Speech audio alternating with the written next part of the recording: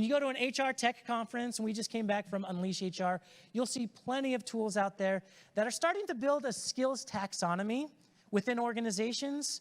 It's essentially mapping out every single skill that your workforce has and trying mapping them to projects that they like to do because that's their skill, because that's where they want to develop into. And as you see companies start to tighten their workforce a little bit, you're seeing really cool ways of them generating new value within the organization because of the skills taxonomy. You're also seeing a talent marketplace. There are companies like Gloat and Fuel 50 who are making huge waves because they come in and they use AI and machine learning and a lot of these technologies to start to map out tiger teams. Like, let's break down these silos that we see in organizations. Let's map individuals who have like-minded passions, like-minded skills, and leverage that for the value of the organization. And while all of this is really cool, it's happening internally with organizations. It's happening on a company-to-company basis. There is nothing stopping us from saying, well, what about the global talent marketplace? What about a global taxonomy?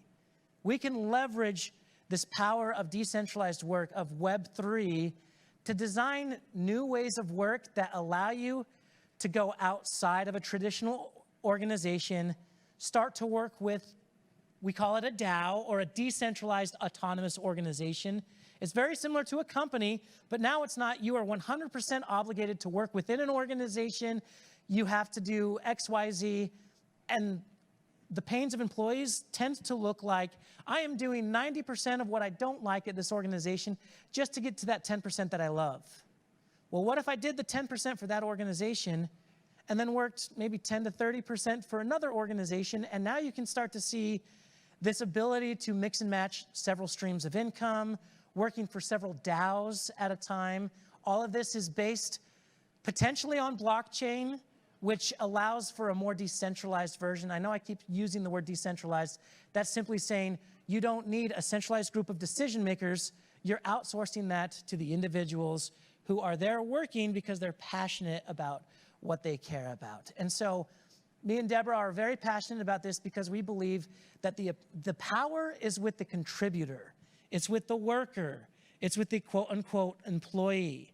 These new decentralized systems of work will allow for greater ownership, agency, and autonomy for these workers. Ownership meaning the projects that you are a part of, you get to own most, if not all, of the value that you're generating.